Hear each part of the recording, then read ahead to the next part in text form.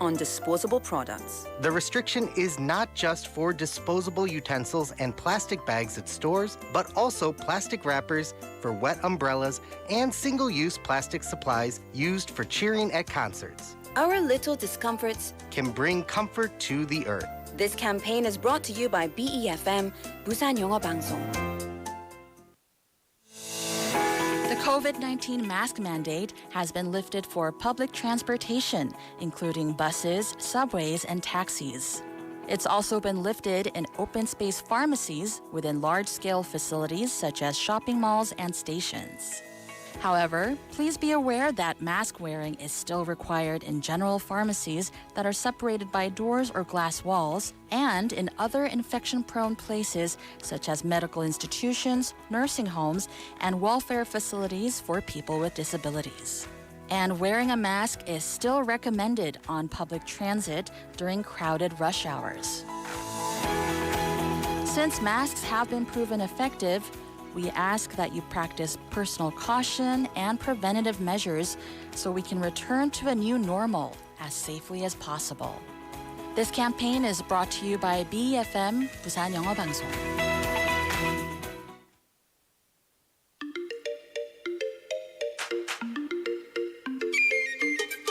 Have you ever wondered what goes on inside BFM studios? Well, wonder no more. You can now listen to as well as watch all of BFM shows. We're bringing BFM even closer to you. Starting May 1st, you can watch all of our shows live on YouTube. Search for 부산영어방송 to catch live streams of your favorite BFM programs. Don't forget to subscribe and hit the like button. You do not want to miss out.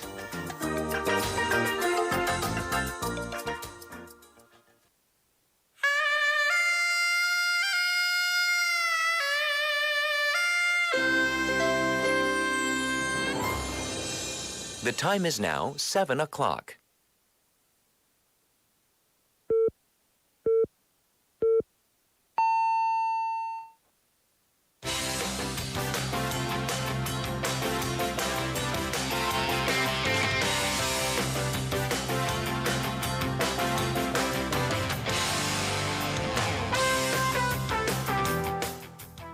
The long-term effects of the low birth rate are starting to show up here in South Korea.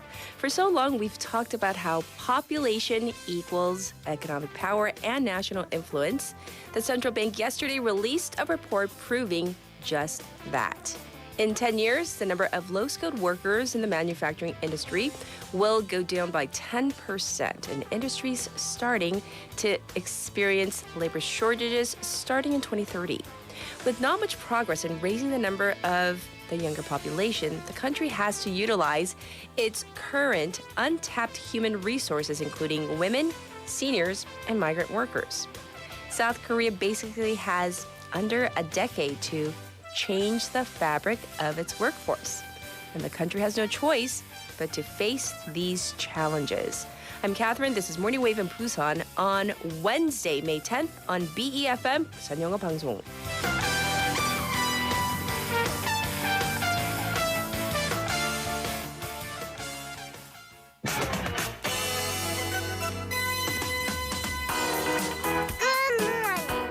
Good morning.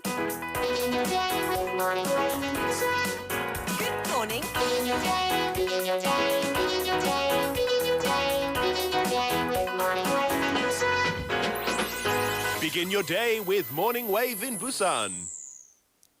Good morning, everybody. Welcome to our program. It is Wednesday already, if you can believe. So we're talking about one of the most urgent issues in the country, the low birth rate, and especially how that pertains to the workforce. According to the Bank of Korea's report on the changing demographic and changes in the workforce by industry, the low birth rate that began in the early 2000s will start to show real effects in the labor market by the 2020s. And so South Korea has the world's lowest fertility rate of 0.78 as of last year. This unprecedentedly low birth rate will lead to a serious decline in the country's productive population in the long run, as the number of people newly entering the workforce will decrease significantly. For reference, a productive population refers to an age group that is able to work 15 to 64. The current productive population in South Korea stands at 37.38 million, and this will go down by 54% by the year 2070 to 17.37 million. And among these people, those in the prime working age of 25 to 49 will also be slashed by half from the current 19 million to just over 8 million. And this is just considering the low birth rate. Add to that the rapidly aging society, and the central bank predicted that the country's working population will experience a major shortage around the year 2030, which, I might add, is right around the corner. Upon analysis of regional employment figures based on industry, it's estimated that the number of workers per industry for the next 10 years will really be affected. So under this scenario, the number of manufacturing workers without high levels of training will dip by 10% by the year 2032. For highly skilled manufacturing workers, the figure will drop by 1.6%. And instead, there will be increases in both low and highly skilled service workers. The report, therefore, said that fundamental measures such as a reform in industrial competitiveness and improvements in working environments are necessary. For today's topic, we want to gauge your opinion on a related issue. So here it is. What are your thoughts on maternity or paternity leave? So think about that. For example, do you think it is absolutely necessary to raise the birth rate, or do you think that this is only possible in theory? Let us know what your thoughts are. So we're going to talk about maternity or paternity leave. And by the way, this is just your opinion. Feel free to chime in if you have any thoughts to share with us, including on our text topic today. Send them into BEFM, 부산영어방송, via pound 9050, shop 9050. That's going to cost you 100 won. You can also reach me for free through Kakao Talk, app, comment board, or Morning Wave in Busan homepage message board at befm.or.kr. And by the way, you can also check in with us on YouTube. You can type in 부산영어방송 and check out our live stream, live chat. And I see already, oh my goodness, the usual early morning, the early birds for Morning Wave in Busan have already checked in. So thank you for being so diligent, checking in with me every morning. I do appreciate it, of course. And if you're new to our program, those are the ways to get in touch with us. And let's take a look ahead to our morning together. For this hump day, we have tips and haps, News 101, and then we have facts of the week. We also have Hot Clip in hour number 2. We also have Busan Today. Our special interview will focus on this term, hikikomori. That means to pull back, social withdrawal. Let's find out this term, which was first coined in Japan, hence, you can hear the hints of the Japanese language. But, describing people who have withdrawn from society and the possible causes and the ramifications, we're going to get into that in hour number 2. We also have Haeyeon coming in for international news and Stephanie with Global Busan Focus. You can also listen to the show on the podcast app Patbang as well. Life Goes On is next.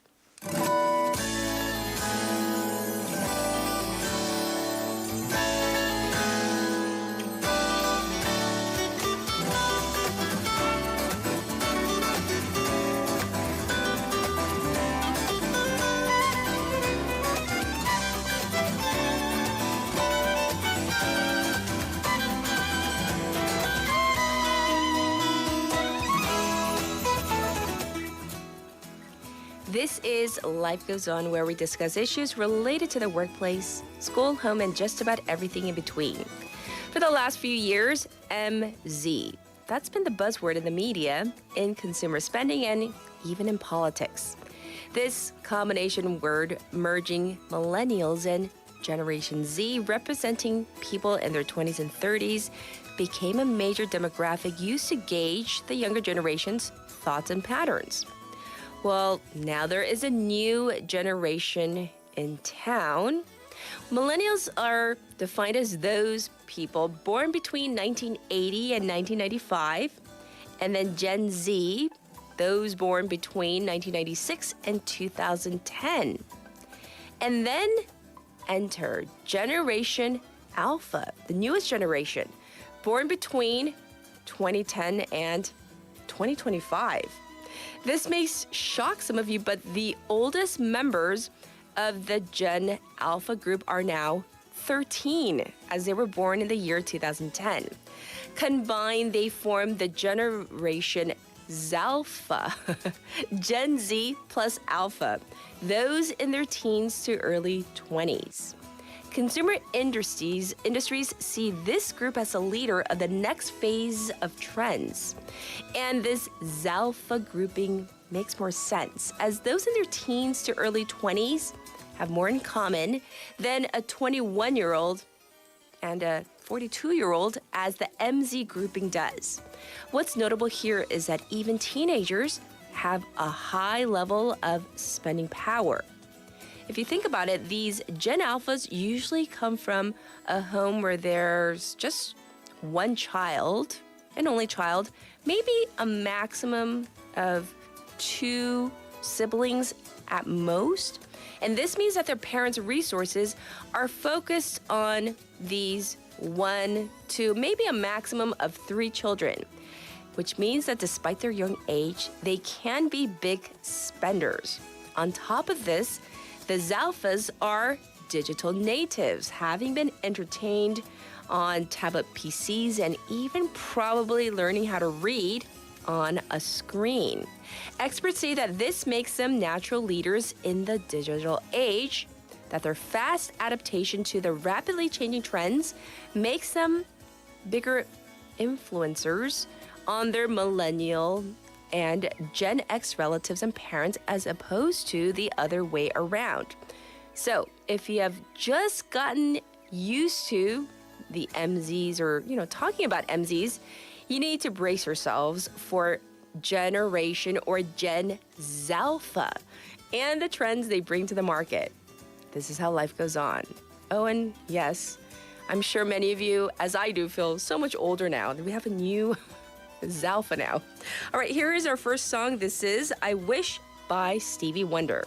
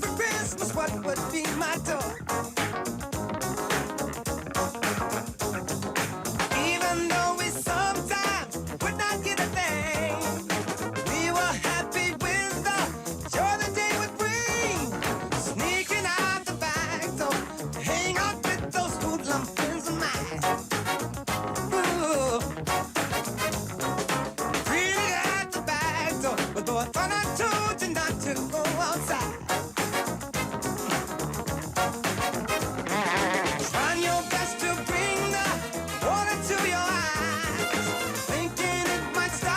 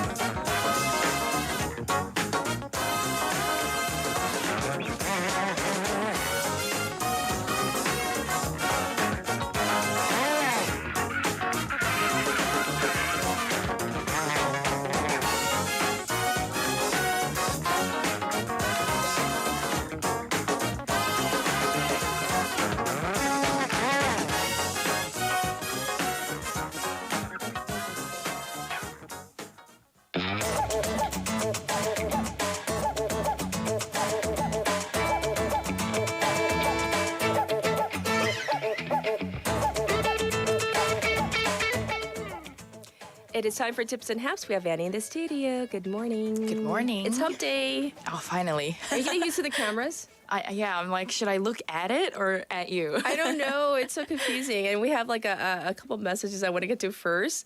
One of our listeners asked, 매일매일 라디오 방송 하시다가 너튜브 라이브 스트리밍 하는데 긴장되거나 떨리지 않아요. So how do you feel? Do you get nervous now or? I don't know what to do with my face because I know when I talk, my mouth is weird. Like, I don't know where to look. Like, do I look at the camera? Do I look at the script? So I just feel comfortable looking into your eyes, of course, Annie, right? I'm over here. And by the way, in terms of our text topic in English, we're talking about whether maternity or paternity leave is really necessary. Do we need it? And we have answers already. One of our listeners saying that, yes, any leave for child raising should be allowed. And then we have another message saying, 출산 휴가는 꼭 필요한 것 같아요. Maternity or paternity leave is really necessary, even for the smaller companies. It's absolutely necessary. Of course, if they have it for men, it would be good. But for women, 100% it should be guaranteed so that families can actually adhere to family planning. You can plan ahead and actually think about having children, right? So that's what some of the comments are. And then we have another message on also our Kakao Talk board saying, yes, this is a serious issue, this low birth rate issue. It is. And that's why we're talking about it once again. But let's get into some of our local information today for Tips and Haps. Spring, of course, is the season of festivals in Busan City. It's certainly putting on a lot of events this month, right? Definitely. So, Busan City is putting on the 2023 Folk Art Competition. That's this Friday and Saturday over at Baegumpo Sports Park in Namgu. And this event basically intends to preserve and carry down the intangible heritage performances in our city and also to raise awareness of these traditional arts. And some 800 artists will participate in the competition. The first day, Friday the 12th, is the teen competition. So Busan Arts High School, Haewa Girls Middle School, Dade and Baeyoung Elementary Schools will be competing. And then the following day is the adults competition. And that will feature traditional dances and instrumental performances amongst a couple others. And the winners will advance into the national stage as representatives of Busan City. Ooh, that sounds pretty exciting. Yeah, we look forward to that. Let's look ahead to some events for the following weekend. Right. So Busan City announced that it is holding a family-friendly concert at the public events ground, Busan 열린 행사장, next Saturday, May 20th at 5 p.m. This venue is actually the old mayoral residence, which is featured in the hit drama Reborn Rich or 재벌집 막내 아들. Very popular. Yes. And the concert will feature the city orchestra's brass band, also singer 이상우, EL, 유성은, and indie bands 보수동 쿨러 and Hathaway. And the city is looking for people to participate in the concert. So write a letter to your family and then post it on Busan City's official NoTube channel, BusanTube, to win tickets. And the concert will be live streamed on BusanTube as well. Yes. Well, thanks for giving us the info on that. And this last event I hear is open to the general public, so let us know about it. Right. So next Saturday and Sunday is the Busan Go Festival. So it's an event to revitalize the original city center. And this event seeks to highlight the different sites across the original city center, and Donggu and Yeongdo-gu districts have been selected this year. And the event is divided into 5 themes. So there's like horror, books, meeting, feeling, and drinking. There will be a historical mystery-themed tour at Jungsan Park, as well as a book concert at the Donggu Library. And then as for Yeongdo-gu, it is putting on a mini rock festival at Gamji Beach on Taejongdae. There will also be a tour of the local harbor and a tour featuring alcoholic beverages for adults. So registration is open now, so please visit www.bfo.or.kr. All right, sounds good. Let's get our traffic and weather. All right, so it is slow going on Dongseok Overpass from Bomnaekgor Interchange to the old Gaegeum Toll Gate. Also on Nakdong-namno from Hadan Intersection to Hagwon Bridge. And likewise on Shinseomno from Gwangan Bridge to Daeyeon Overpass. And there is some congestion on Mandakdero from Mandak Intersection heading to the Expressway entrance intersection. In terms of the weather, temperatures are currently averaging at 16 degrees Celsius. So we are up 4 degrees from the same time yesterday. Okay. And highs will be reaching up to 22 degrees Celsius. There looks to be a bit of cloud coverage throughout the day, but luckily no rain. Okay, sounds good. Thanks for letting us know. And of course, she's going to help me with our text topic in just a little bit. That was Annie. Back to our main topic at hand, though, for now. We've been talking about the future issues in the labor market upon the decrease in population numbers. And this is all due to the low birth rate. To sum it up, we're going to see declines in the labor force in the manufacturing industry in just 10 years. You might be thinking, what's the solution short of having more children? Experts point to the untapped resources in the workforce, namely women, seniors, and highly skilled migrant workers. South Korea has a high unemployment rate among highly educated women who have left the workforce for family planning and raising. They're often called 경단녀. The BOK report pointed out that if the employment among such women were to go up to the G7 average of 70%, we would see 150,000 more workers in the highly skilled service industry. For seniors between 50 and 66, their current employment rate stands at 67%. But if we get it up to the same level as, for example, Japan, which employs 76% of its seniors, then that would lead to a 65% increase in low-skilled service workers. The report also said that bringing in highly skilled migrant workers would lead to a boost in the manufacturing sector. So today we want to gauge your opinion on a related issue. Here we go. Tell us your thoughts on maternity or paternity leave. For example, do you think it's absolutely necessary, maternity or paternity leave, to raise the birth rate? Or do you think maybe, in theory it sounds good, but in reality very difficult? Let us know. And Annie, can you do us the honors? Tell us in Korean. 네, 오늘의 모닝웨이브 청취 설문입니다. 육아휴직에 대한 여러분의 생각을 알려주세요. 그러니까 저출산 극복을 위해 반드시 필요하다, 쓰고 싶지만 현실적으로 힘들다 등 이런 여러 가지 의견을 샵 9050 카카오톡 부산영어방송 너튜브 라이브 방송으로 마음껏 보내주시면 됩니다. All right. And I'll read more of your messages coming up. But in the meantime, I'll be back with News 101. Transforming our world. Navigating toward a better future. The great transformation begins right here in Busan through the 2030 Busan World Expo. Busan will set a new course toward a better tomorrow for the Earth and for humanity. So we need your support to start a new movement. I support. 지지합니다. I support. I support. 지지합니다. I support. I support. Busan, the city where you can experience nature, technology, and people. The one and only 2030 Busan World Expo awaits you. See you right here in Busan. See you right here in Busan. This campaign is brought to you by BEFM, 부산영어방송.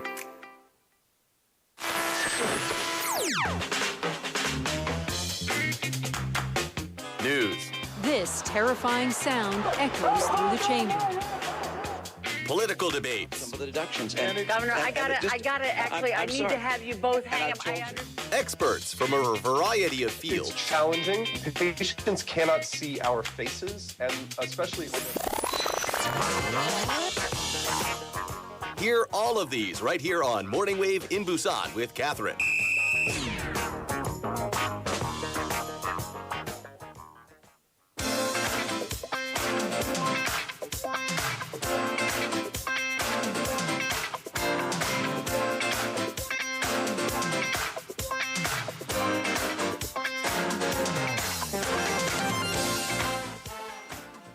This is News 101. We have Haley here. Good morning. Good morning. Yes, we're still getting used to saying hello over the mic and waving. We're multitasking. I'm here for it. All right, let's dive into our first bit of news. And this is related to the government, which has declared to eradicate the practice of delayed or unpaid wages. Right. So surprisingly, delayed or unpaid wages is still a big problem in the labor market. And you might be thinking, in the 21st century, in the year 2023? Yes. So, for example, for the past 2 years, there's been an average of 1.35 trillion won in unpaid wages every year. And that includes 240 to 250,000 workers not having been paid for their work, at least on time.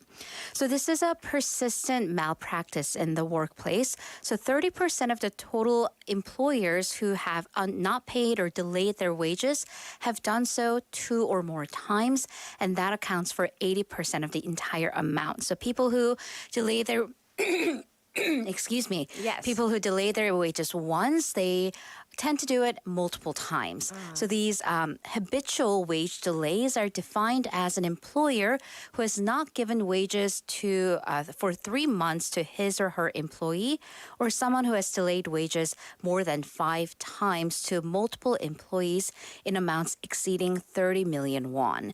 And there are 7,600 businesses that fit this criteria. Really?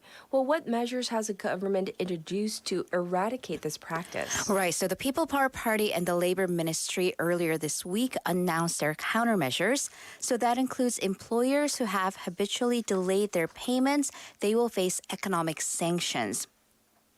Excuse me. So that includes restrictions on their credit and potential government financial support. So this information will be also passed on to the credit information institutions, and employers will face disadvantages when they're trying to get loans or credit cards. They'll also get point deductions for government programs and public auctions. And the problem with the current penalties is that if they do get passed on to criminal charges, they mostly end up in just fines. And the thing is, in most of these cases, these fines fall under 30% of the total amount that's actually owed in wages. So from these employers' perspective, it's far cheaper for them to just pay the fines and not pay the wages that are overdue. Okay. So for employees with overdue wages, if you have money still to receive from employer, they can visit the Labor Administrative Services at labor.moel.go.kr to file a petition. Thanks for letting us know about this. This is a major issue, I'm sure, for many people out there. All right. You know, last week we covered the shooting in Allen, Texas. And we did learn recently that a Korean-American family was among the victims. Unfortunately so. So a total of 8 people, including 2 elementary school-aged children, were killed at the Allen shopping mall in Texas. And this makes it the second deadliest mass shooting in the United States this year. And now it turns out among the victims were 3 Korean-Americans, a married couple, and their 3-year-old son, James. Also, their oldest, 6-year-old William, is the sole survivor in the family of this shooting. So the parents, Cho and Kang, are 1.5 generation immigrants. Cho was an attorney and Kang a dentist. And according to the community, they were very active members of the Korean American community. So the Dallas Korean American Association issued a statement of condolences following this, adding that they now realize that the Korean American community is no longer safe and that its members should be vigilant, paying particular attention to safety, especially in these crowded areas. Okay. And according to the local law enforcement, they are looking into a possible racial motivation behind the shooting. No official motive has been released, but the gunman was wearing an insignia that authorities believe may have been associated with extremist groups, according to a senior law enforcement source. Right. Well, Haley, there's always this larger issue of gun violence, and some call it a gun epidemic in the United States. That's right. So according to the White House briefing on Monday local time, it was back then, that was the 128th day of the year. and the Texas shooting marks the 201st gun violence case that year. So that means there's been more than one shooting per day in this year. And according to the New York Times, they cited this as the 199th mass shooting, but around 200 mass shootings have occurred this year. Okay. And the White House spokesperson stated that 14,000 people were killed by guns just this year, and we're only on month 5. 14,000. 14,000. So President Joe Biden has called on Congress to pass the bill that would ban assault rifles, high-capacity magazines, and enacting universal background checks, along with safe storage and ending immunity for gun manufacturers, saying that if Congress were to pass it, he would sign that into law immediately. Okay. Such a sad story to report on, but thanks for reporting on it. Well, on to our next story. Many people are using the internet to buy products directly from overseas, Chikgu, right? But they should be aware that some items that they are not allowed to purchase online. Right. So medicine is apparently one of the most popular items that people purchase directly from overseas. And these websites are usually run by people who live overseas who can make those purchases and send it to them. So apparently this week, the country's biggest direct purchase site recently put up a notification saying that you can no longer get 3 types of medication through customs. Oh. So these are, and I'll mention the brand, Tylenol, Tums, and Minoxidil. Oh. So Tums, we're aware of what Tylenol is. Yes. But Tums is very common. It prevents acid reflux or helps with indigestion. Yes. And Minoxidil, it is originally a medicine for high blood pressure, but it's actually used for hair loss. That's why people are purchasing them. So, I mean, you used to be able to at least get the pain medication for about a quarter of the price in South Korea. So according to the website, though, the customs office has recently started cracking down on these medications, so it is no longer possible to get them past customs. I see. Is there a reason behind this sudden change in policy? Right. So for us, it's sudden, but according to the customs office, this was upon the request from the Ministry of Food and Drug Safety, and the ministry actually requested for this customs ban 2 years ago, and the customs office has gone through the internal deliberation, and they're acting upon it now. So the reason is, and this doesn't apply to just the 3 medicines, it is illegal to buy medication online, period. Oh. Right, any medication online. Okay. So if you think about it, in South Korea, if you need a painkiller, we go to the pharmacy. If it's past hours, convenience store, and that's because that's the law. So under the Pharmacy Act, one can only sell medication at a pharmacy, and emergency medication like painkillers may be sold via a physical store that's open 24/7 upon the approval of the head of the respective local government, aka a registered convenience store. Got it. I see. So now we know you shouldn't be buying this online, whether actually in Korea or from overseas. Exactly. Got it. Thanks for the good information. Lastly, today is National Marine Arbor Day. Tell us more about this day. Right. So to give you background, marine plants. So this is all about plants, so algae, seaweed, kelp, they're all crucial parts of the ocean ecosystem. So as plants are important on land, sea plants are important to the ocean. They serve vital purposes in the ecosystem. They, of course, feed and act as habitat to marine life. Also, they absorb massive amounts of pollutants and carbon emissions. So this day is intended to raise awareness of the marine environment and seriousness of desertification. So with these plants disappearing, the ocean also becomes sort of a desert as well.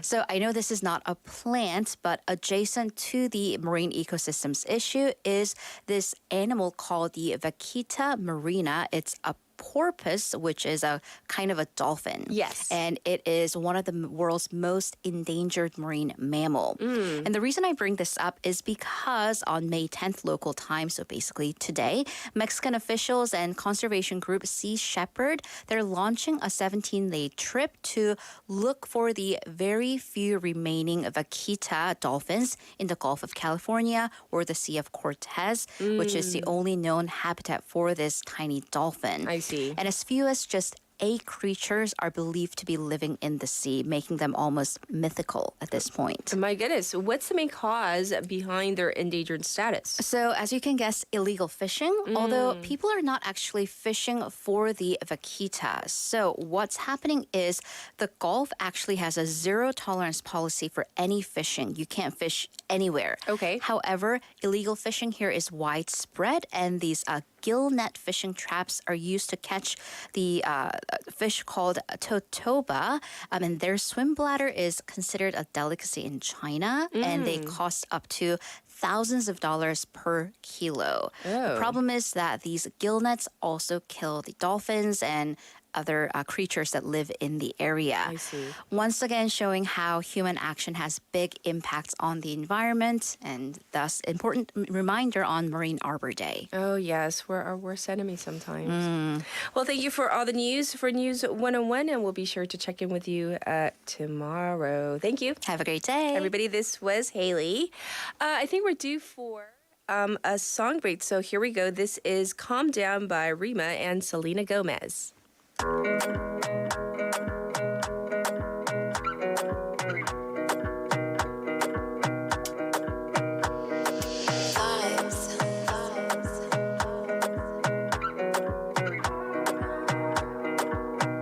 Another banger, baby, calm down, calm down. Yo, this your body, it puts in my heart for lockdown, oh lockdown. Yo, you sweet life, phantom, phantom. If I tell you say I love you, no day for me, young girl, oh young girl. No tell me no, no, no, no, oh, oh, oh, oh, oh, oh, oh, oh, oh, oh, oh, oh, oh, oh. Baby, gon' give me your lo, lo, lo, lo, lo, lo, lo, lo, oh, oh, oh, oh, oh. You got me like whoa, whoa, whoa, whoa, whoa, whoa, whoa, whoa. Shawty gon' give me your lo, lo, lo, lo, lo, lo, lo, lo, whoa, whoa, whoa, whoa. I see this fine girl from my party, she wear yellow. Every other girl they do too much, but this girl mellow. Now in my divine situation, I go use they tell I'm mellow. Finally, I find way to talk to the girl, but she ain't no one follow. Who you gonna phone for one? When you know I come for one, then I start to feel a bum bum one. But she dey give me small small one. I know, say she's a bit pass it down one. But she feeling insecure, cause her friends go they come my light ring go on. Go they come my light ring go on. Yeah, I know we look shy, but for you I get down low. And my hips make you cry when I'm moving around you. Do it once, do it twice. I push back, you hold me tight. Get a taste for a night. Baby, show me you can calm down, calm down. Dance with me and take the lead now, lead now. Got you so high that you can't come down, come down. Don't you ask, you know you're allowed, allowed. When it's you, I can't say no. Oh, oh, oh, oh, oh, oh, oh, oh, oh, oh. Baby, give me low. Oh, oh, oh, oh, oh, oh, oh, oh, oh, oh. You got me like oh, oh, oh, oh, oh, oh, oh, oh. Shawty gon' give me a lo, lo, lo, lo, lo, lo, lo, oh, oh, oh, oh. As I reach my house, I see me got a small wall. As me, I wake up, now she did my mind don't walk. Then one day, two, one of you folk go was. Now so me, I go down, see me feeling go walk. Got my hand on your heart now, I can feel it race. If I leave, then you say you can never love again. Wanna give you it all, but can't promise that I'll stay. And that's the risk you take. Baby, calm down, calm down.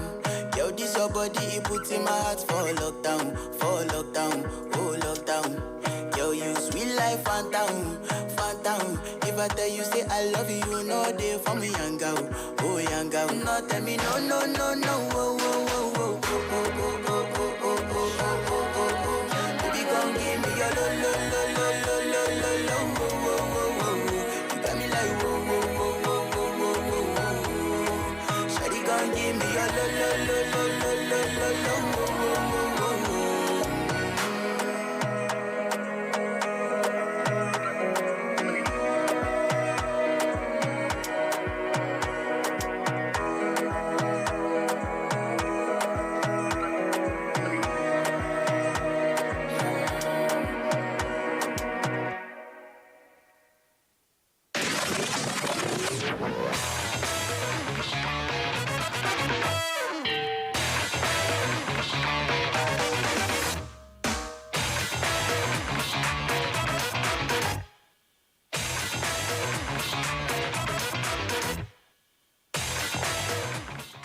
It is now time for Facts of the Week, and we have Leon in the studio. Good morning. Good morning, Catherine. I know. We're peeking behind cameras. We're trying out new angles, so I know our listeners are wondering what we're doing. We're like dancing right before we're playing we go on air. Yeah, so we're trying out new stuff. We're still in the kind of transition phase, getting used to all these cameras, and a lot of our listeners are wondering, like, do you feel more nervous? But you've been in front of the camera before when you worked at we won't say where, but in Seoul at a different TV station. Not really. Not really. You don't get nervous, right? Last week, because it was the first time, I was a little bit, but today I'm feeling pretty okay. Yeah, good. Maybe because I have heavier makeup on now. I feel more confident. That could be it. No, that's not it. No. You're beautiful, so it's fine. No. All right, so let's get into the first fact that we're going to check out. All right, so it is Family Month this month, so I want to take today's time to fact check various statements that we often hear about, family members, children more specifically. Okay. So have you heard of or have you experienced 사랑의 매 or the rod of love, if you translate it? That sounds kind of. Is that? We gotta be a little. Yeah, we gotta be careful. Okay, that sounds a little. Yes. Okay, that's 사랑의 매. No, okay, and nothing sounds good. Just Korean, 사랑의 매. It's basically, for our listeners who don't know what it is, right?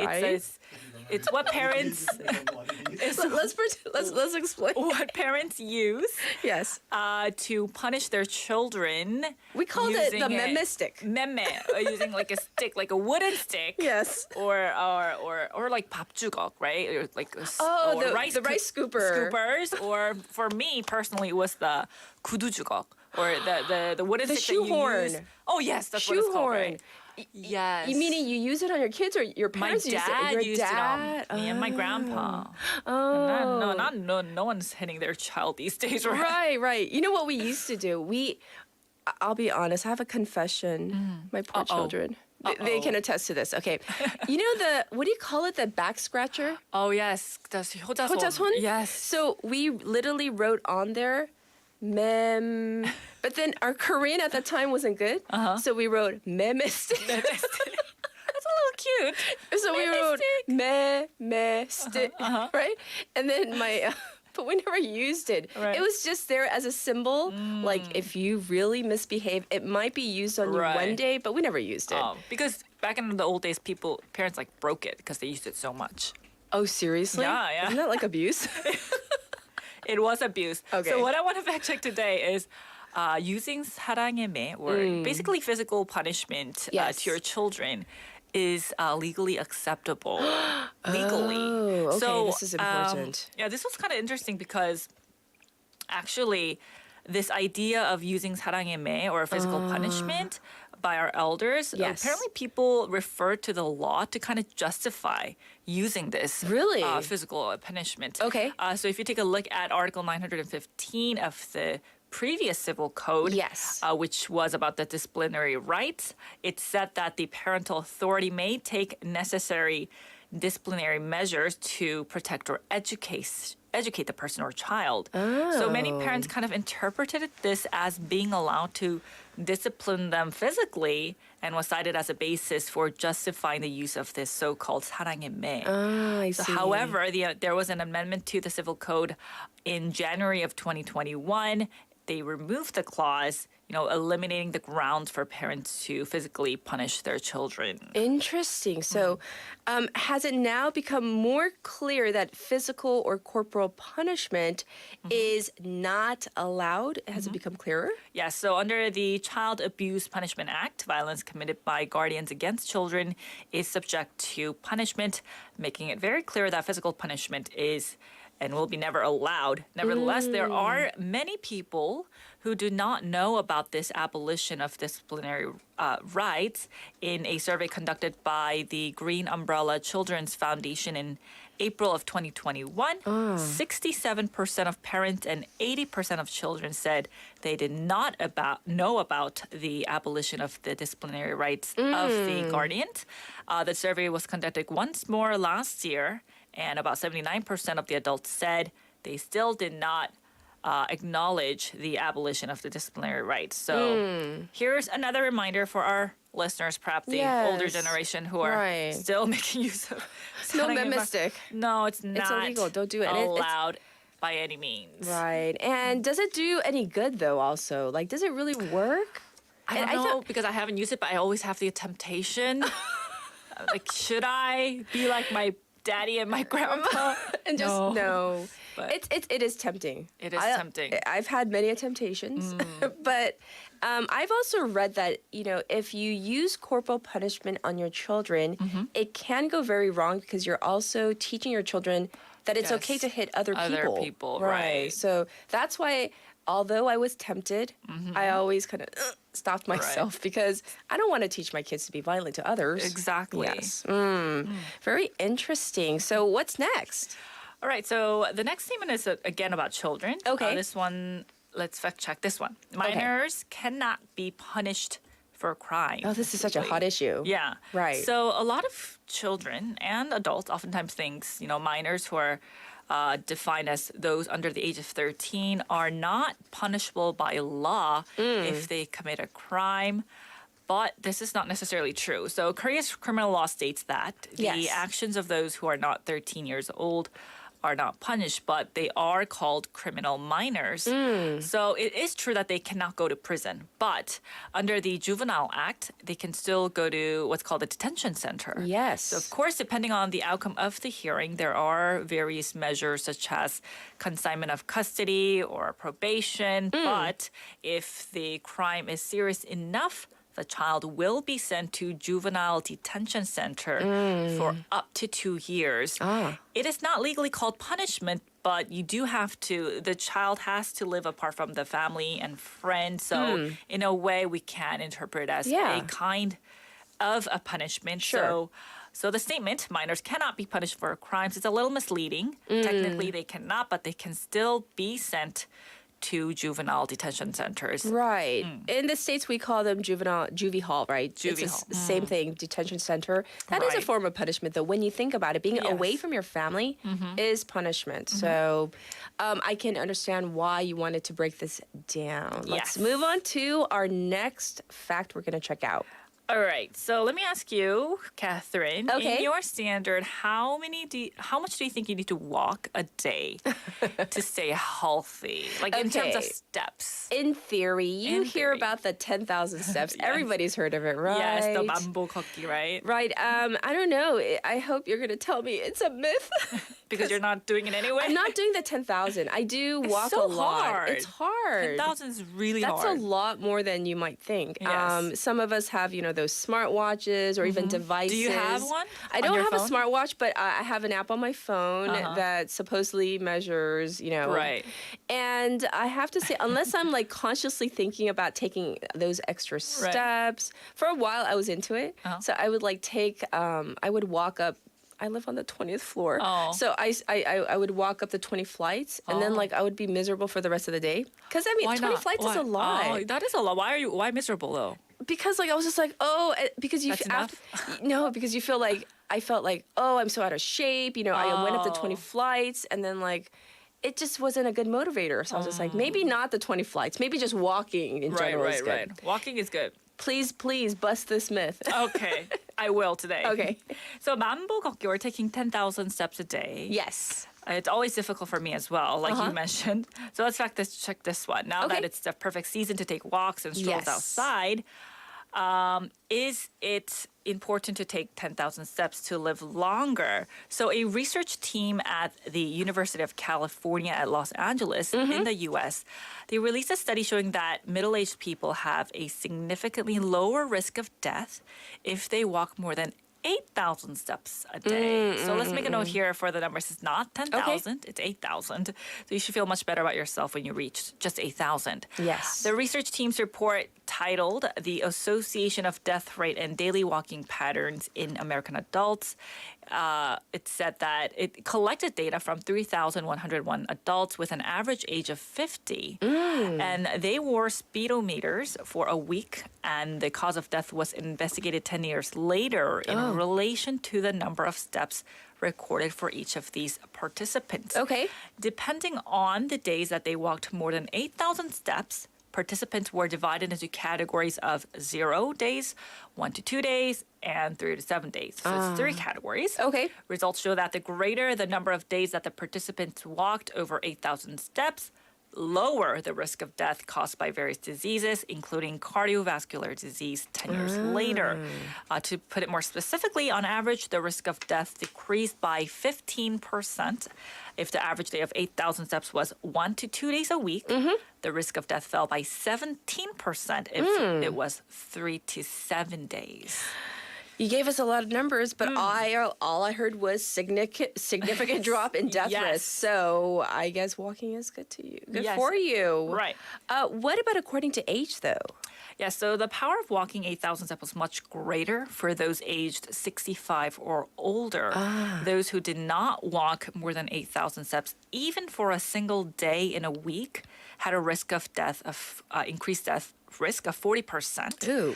But if they walked over 8,000 steps for at least 1 to 2 days, the risk of death was reduced by half to 20%. So it's important to walk at least over 8,000 steps for just a day at least, right? And according to a paper published in the Journal of the American Medical Association by Harvard University's Graduate School of Health in 2019, women in their 70s who walk 4,400 steps a day have a 40% lower risk of early death compared to women of the same age who walk less than 2,700 steps a day. Okay. So the conclusion of the study is that 10,000 steps a day is not the necessary condition to obtain longer lifespan.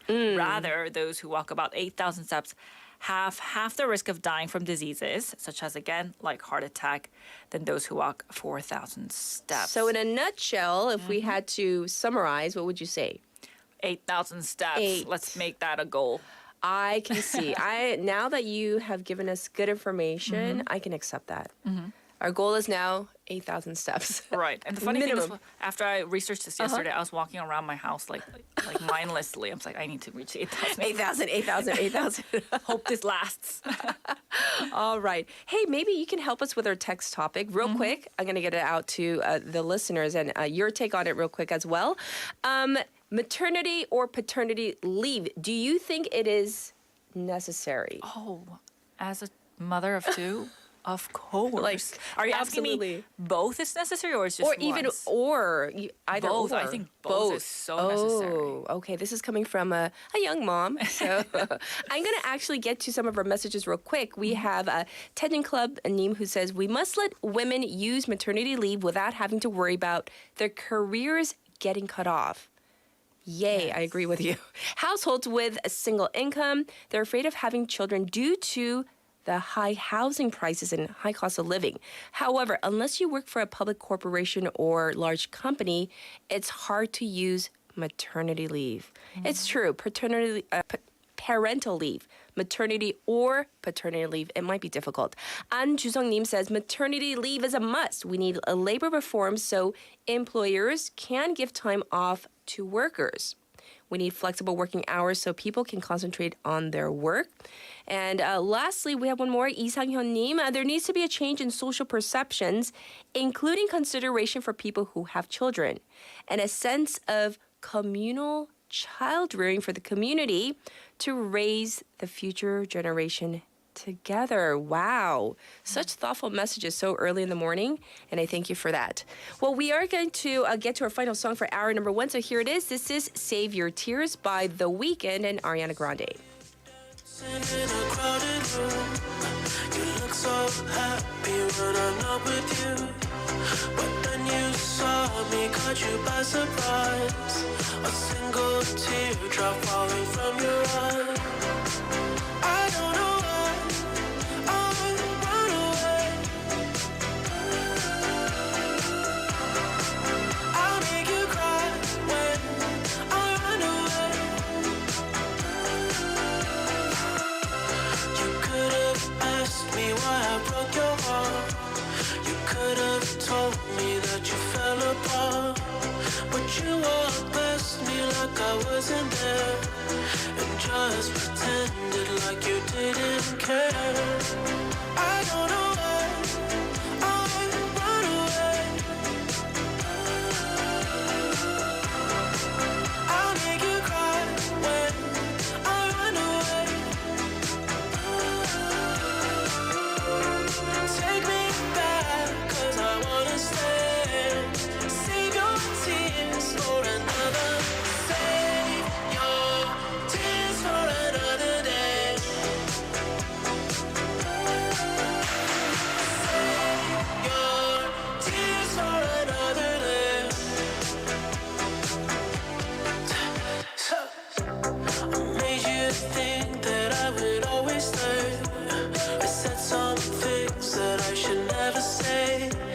Yeah, I broke your heart like someone did to mine. And now you won't love me for a second time. I don't know why I run away.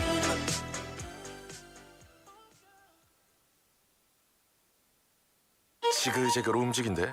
누가? 척추라인에 맞춰서 움직인대. 누가? 누구긴 누가 엔모션 프로지. 척추를 지글.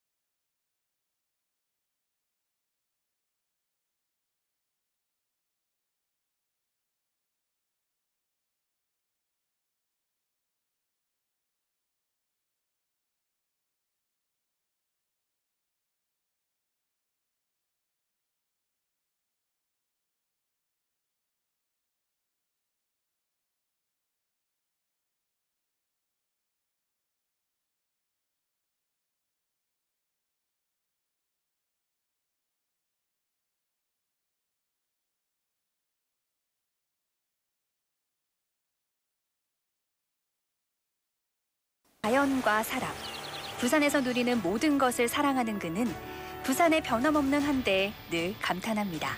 I think that Busan people are actually very kind and very welcoming.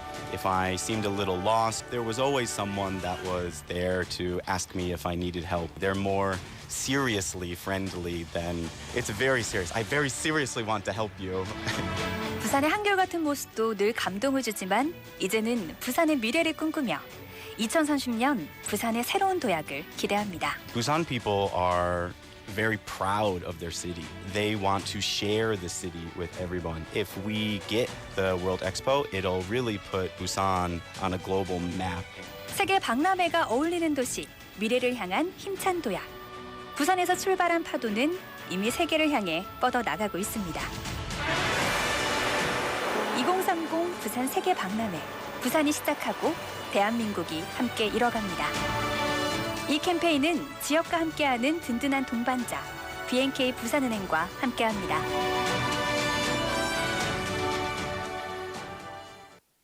저희 중소기업은 광고비가 제일 부담되죠. 코바코에서 TV, 라디오 광고비 지원받으세요. 혁신형 중소기업 방송광고 지원 제도로 광고비 70% 할인이나 250% 보너스 광고 지원. 코바코로 문의하세요. 051-751-0400.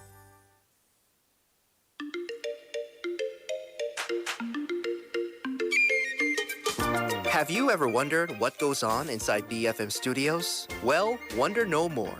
You can now listen to as well as watch all of BFM shows. We're bringing BFM even closer to you.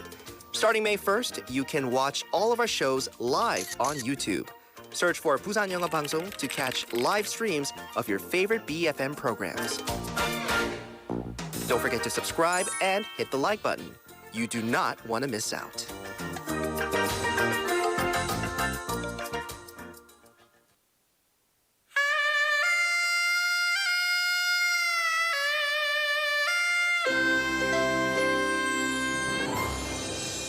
The time is now 8 o'clock.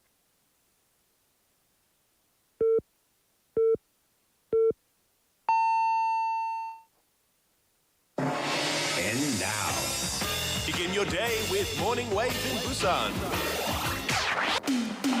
Good morning. Tired of searching for a Great morning show? If you're listening to this, you're tuned into the right frequency. Don't touch that dial. Stay tuned to Morning Wave. Morning Wave. Begin your day with Morning Wave in Busan with Catherine.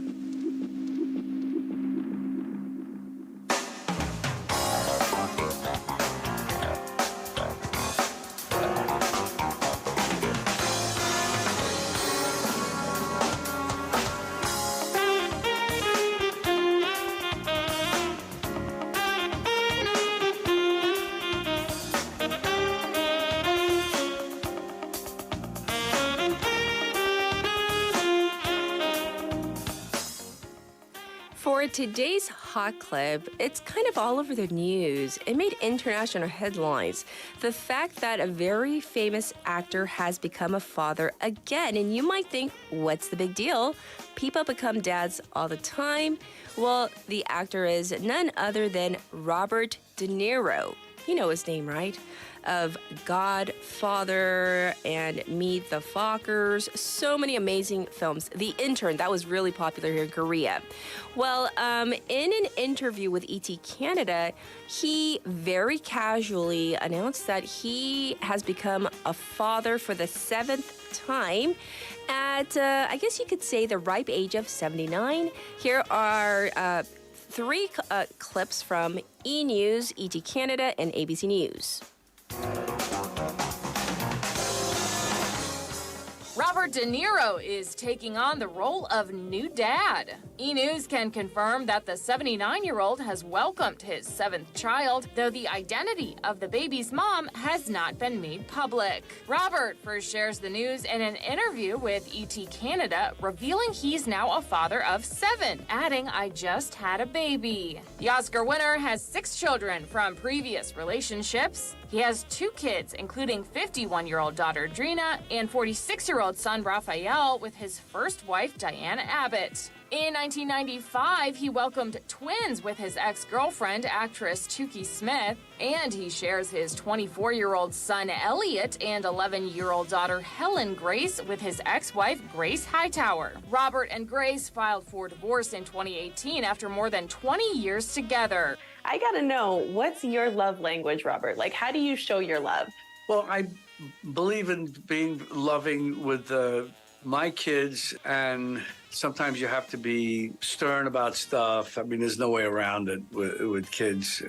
I don't like to have to do. I don't like to have to lay down the law and stuff like that. But you just have no choice. So, and any parent, I think, could say the same thing. You always want to do the right thing by the children and give them the benefit of the doubt. But sometimes you can't. It's so true. Listen, it's so true. I have a 14-month-old. Well, pardon me. She's actually 16 months. So I get the stern, gotta lay it down, but you love them. It's in a loving way. Of course. Yeah. So listen, I know you have 6 kids, but have you? I just had a baby. 7? Oh my goodness. Congratulations. I'm so sorry. Kate, 7. Robert De Niro is once again a proud papa. He turns 80 this summer, and he's just welcomed his 70th. Oh, sorry. Ooh, I was like, whoa. 70th child. Good Lord. He just welcomed his 7th child. So I did question recently, how old is too old? By the way, that last clip, those were news anchors from ABC News talking about this. But let me ask you this question. By the way, his kids are aged, the youngest, well, just born. The next one up is 11, previous to the 7th child, and the oldest is, I believe, 51. That being said, it's your right. You can choose to have however many children as you want. But as the last question from that news anchor at the end of the clip, let me ask you, the listeners, how old is too old to have a baby, in your opinion? I'm very curious as to what you, the listeners, think. This was our hot clip for today.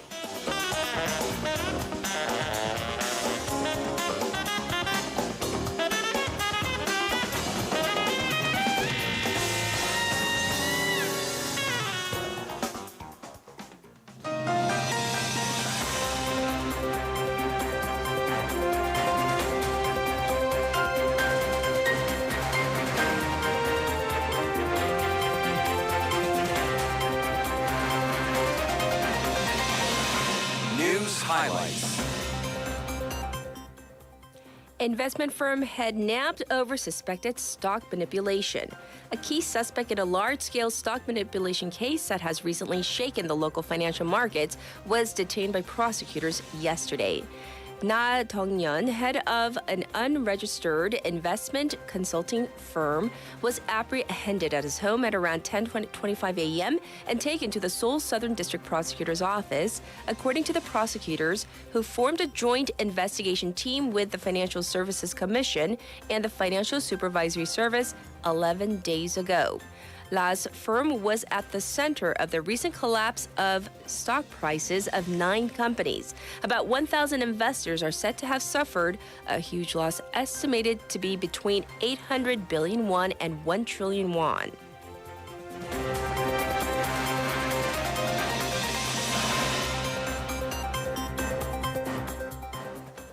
Prosecutors informed of irregularities in opposition lawmakers' coin trading.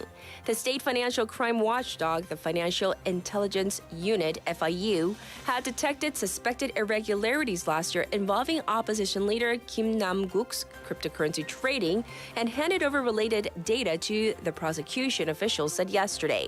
Kim of the Democratic Party, DP, recently came under intense media scrutiny after it was revealed he had owned around 800,000 WeMix coins in his digital wallet under the radar between January and February last year, worth about 6 billion won in total at that time.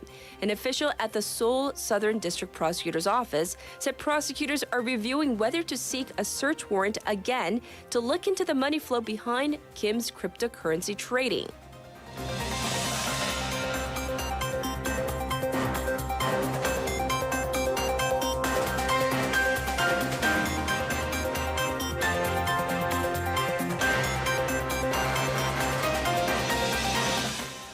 Government to pay some 600 million won less in damages to Lone Star. The ministry announced yesterday that the Washington-based International Center for Settlement of Investment Disputes, or ICSID, accepted Seoul's request to request the amount of compensation in a multi-billion-dollar damages lawsuit filed by the U.S. firm against the South Korean government. The ministry said that in line with the International Arbitration Institution's decision, Seoul will now have to pay $216 million in damages, or around $481,300 less than the initial amount ordered by the ICSID last August. In a separate move, the ministry is considering requesting the arbitration institution to invalidate its ruling on the damages suit.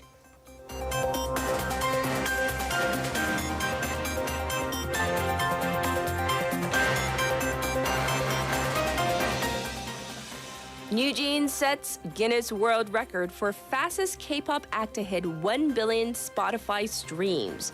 New Jeans has broken a Guinness World Record as a K-pop act by securing 1 billion streams, the fastest with its songs on Spotify, the group's agency said yesterday. The quartet hit the milestone Monday, only 219 days after it made its debut in July 2022, according to Adore, quoting data from the Guinness World Records. The previous record was held by Jungkook, vocalist of K-pop supergroup BTS, who took 4 to 9 days to secure 1 billion streams on the global music streaming service with 3 songs, according to the agency. Still, Jungkook holds the title as the fastest K-pop soloist to achieve the feat.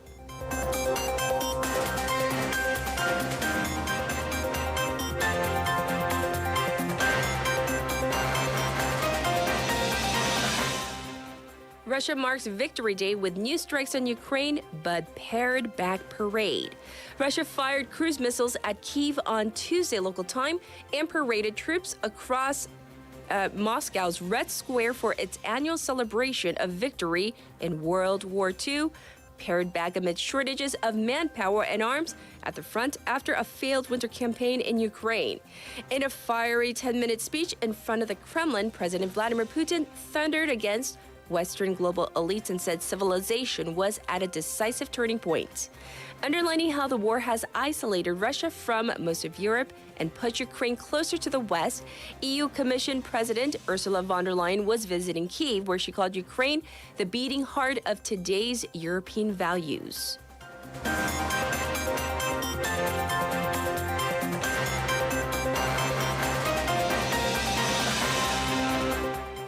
Mass protests against Pakistan after ex-prime minister arrest. Violent clashes have broken out in Pakistan between security forces and supporters of former Prime Minister Imran Khan after he was arrested on Tuesday local time. Protests are erupting nationwide and at least one person has been killed in the city of Quetta. Mr. Khan was arrested by security forces at the High Court in the capital, Islamabad. Dramatic footage showed dozens of officers arriving and detaining the 70-year-old who was bundled into a vehicle and driven away. He was appearing in court on charges of corruption, which he says are politically motivated. Mobile data services in the country were suspended on the instructions of the Interior Ministry on Friday local time as protests grew, many of them taking place in front of army compounds.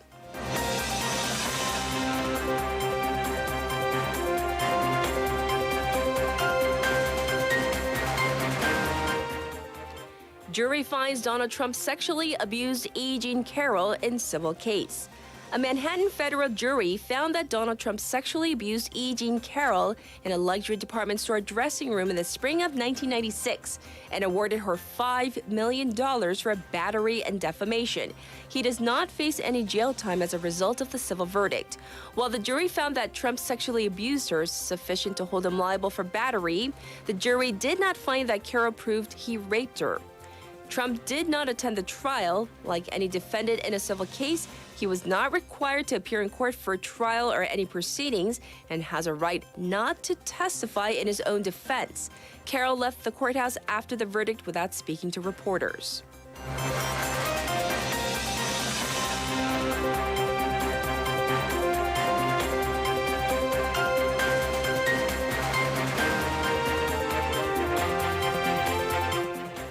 Israeli strikes on Gaza killed top militants and 10 civilians.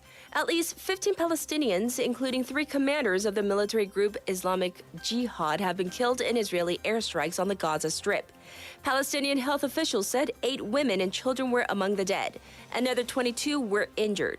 Israel said the Islamic Jihad leaders it targeted overnight were involved in recent attacks on Israeli civilians. Islamic Jihad has vowed revenge, and Gaza-based militants are expected to respond with rocket fire into Israel. The extent of any escalation is likely to depend on whether Hamas, which controls Gaza, decides to join in. The strikes were the deadliest since 3 days of hostilities between Israel and Islamic Jihad last August, in which 49 Palestinians were killed in Gaza.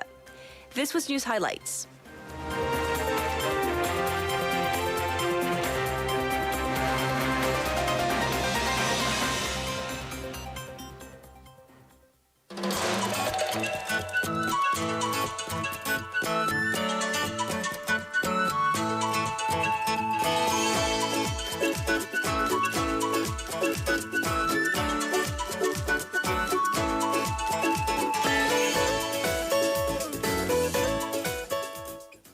All right, everybody, it's now time for Busan Today. We have Annie back in the studio. So we're going to talk about some changes going on with 동백전, which is the city's local currency.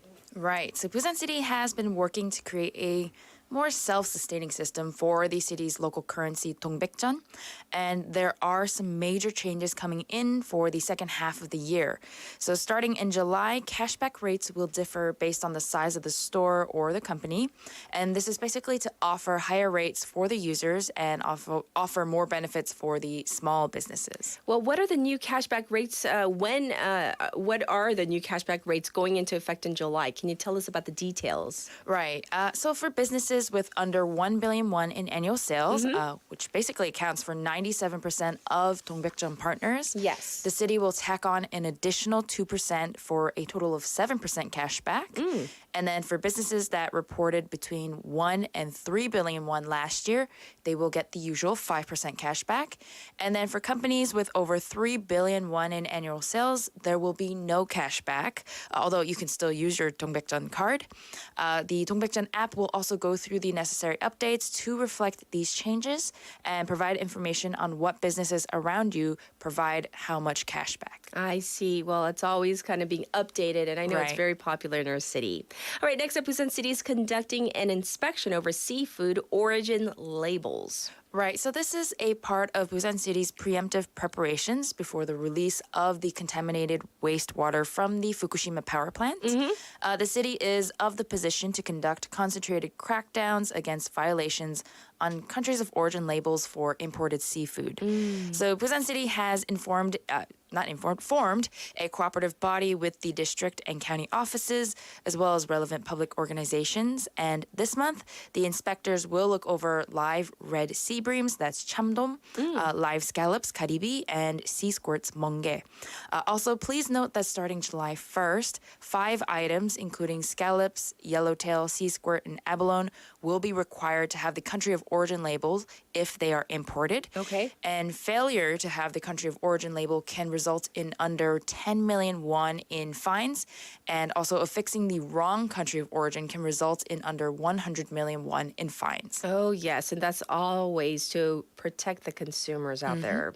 Lastly, Busan City is accepting applicants for bookkeepers in its public libraries. Right. The Library Bookkeepers is the city's vocational programs for people with developmental disabilities.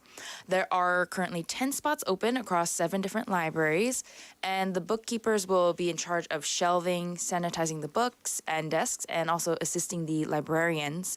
And the Busan Training Center for People with Developmental Disabilities will be in charge of the training.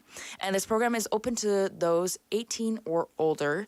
So you can visit the center or apply via email. And you can also go to busan.go.kr for further details, or even call 051-520-3419 for details as well. And the city is also creating vocational training and jobs in the fields of nail art, rehabilitation partners, and also in the arts. I see. Thanks for all the good information today. Let's get to our text topic.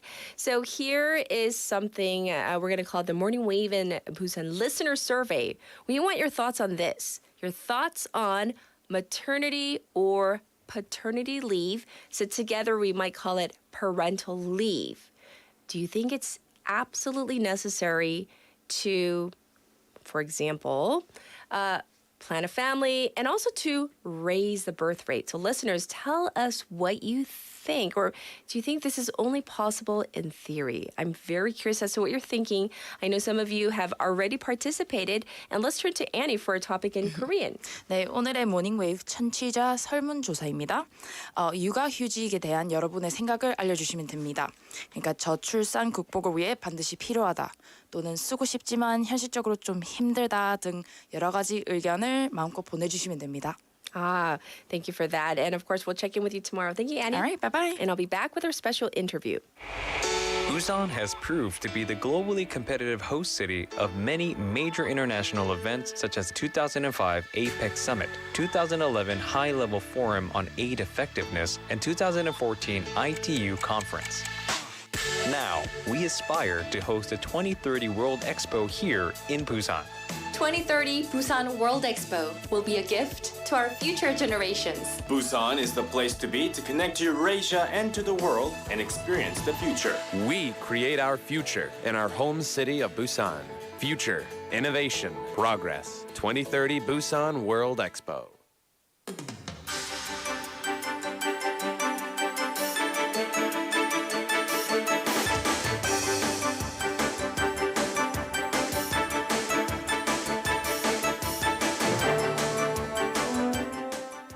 It is now time for our special interview. Listeners, let me ask you another question. So many questions today. Have you heard of the term called hikikomori? So it might be translated in English to maybe kind of pulling back or socially withdrawing. This is a term that was first coined in Japan to describe people who might have withdrawn from society. And we want to talk about this, about people who might be shutting themselves off from society. It's not something that is confined to Japan, obviously. I'm sure there are people here in Korea and the rest of the world who might be experiencing this. So let's find out why this is happening. We have invited to the airwaves Dr. Alan Teo. He's an associate professor of psychiatry, School of Medicine at the Oregon Health and Science University. And of course, he holds other positions. But let's say hi to him. Good morning. Thanks for joining us today. Good morning. Nice to join you. Yes, so this term, I gave a very kind of, generalized definition of hikikomori. How would you define it? Yeah, I mean, at its essence, hikikomori is a form of social isolation or social withdrawal. And I think of three features or three, I'll call it the three Ps. It's social withdrawal that is persistent. It also is problematic. And it's physical, meaning this is not just isolating in your head, but really physically spacing yourself. You kind of use the term shutting yourself in. So we see that sort of shutting oneself into one's room, into a closed off physical space. I see. And so what are some of the possible causes why someone might be physically and problematically and persistently withdrawing from other people? Yeah. Well, so like many mental health problems, I'm a psychiatrist, and hikikomori sort of overlaps a lot with mental health struggles for people. Okay. And so what we typically see is multiple causes, multiple things sort of coming together at the same time. So it may start with, I think of people that have contacted me, they're struggling during childhood with, struggles in school. Maybe they drop out of school or struggle to be successful in college.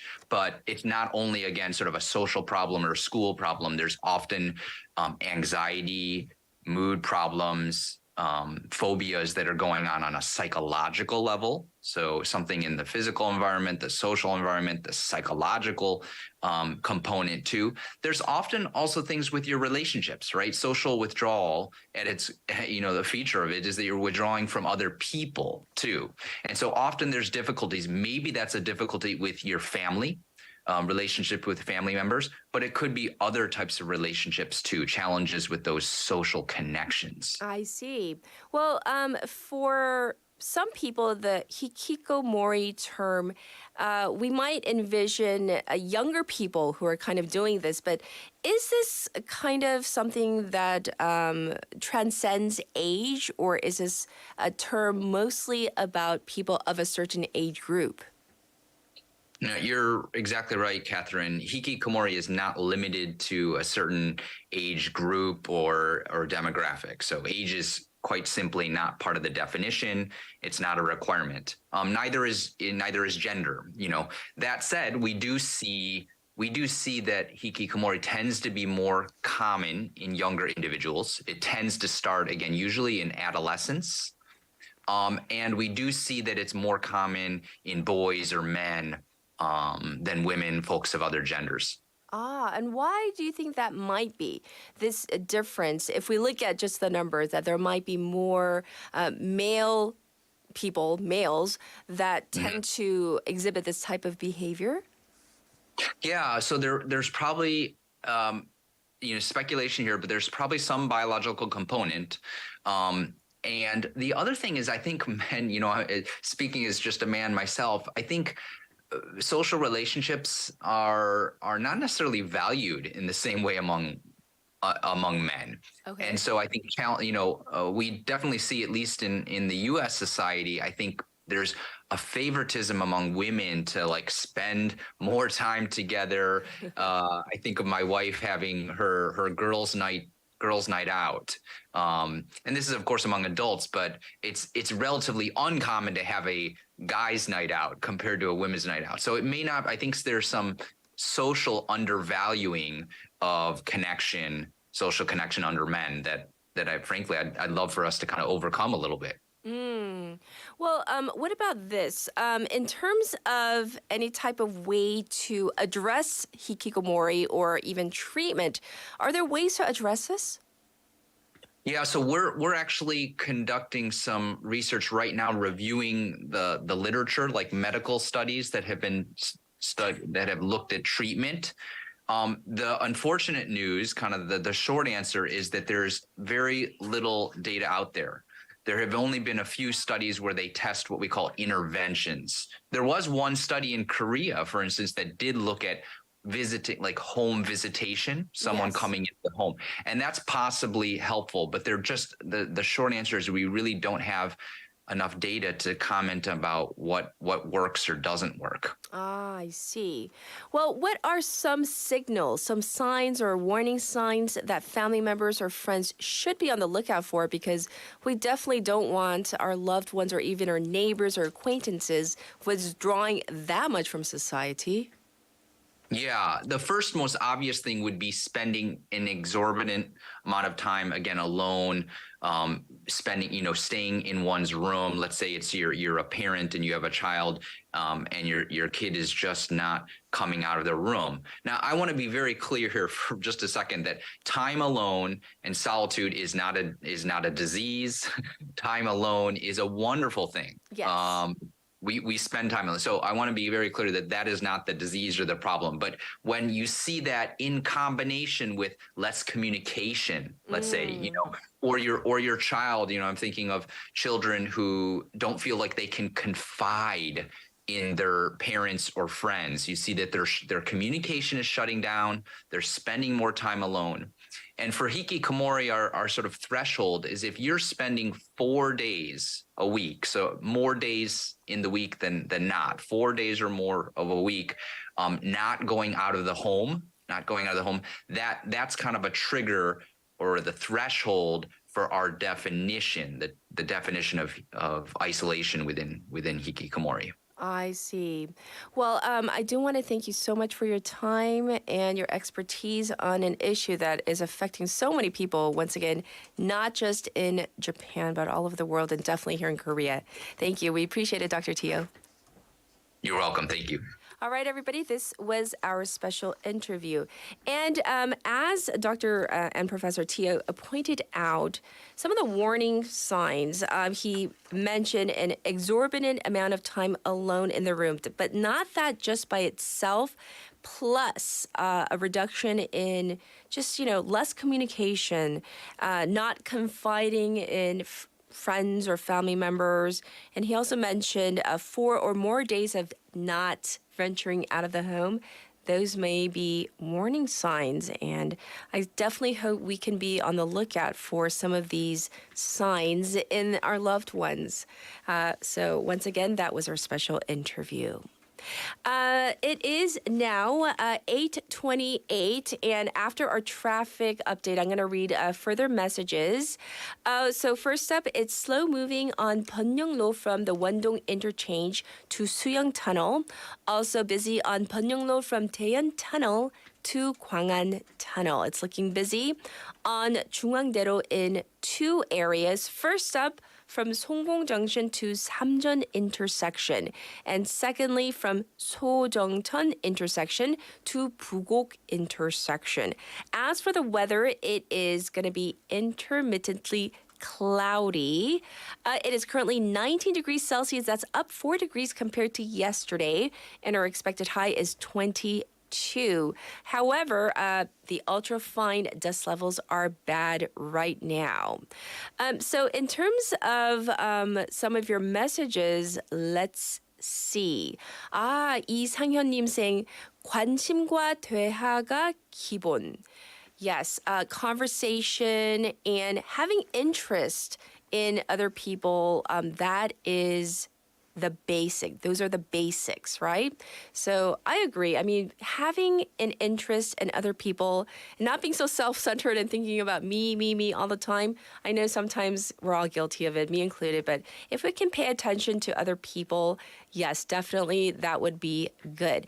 And in addition to all the text topic I threw out there, I also asked you, what age is too age to have a child? And Tommy Neem says, age doesn't matter if I can play baseball or score together to have a child. Ooh, okay. So to you, Tommy, age is not a consideration. So I was kind of thinking about it from the child's perspective, though.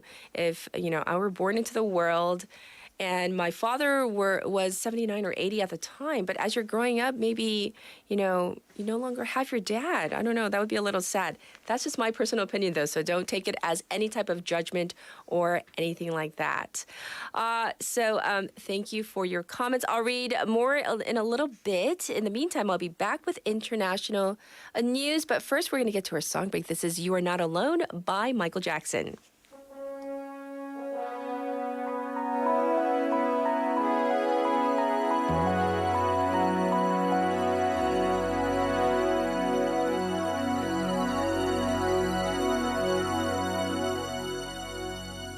Another day is gone. I'm still all alone. How could this be? You're not here with me.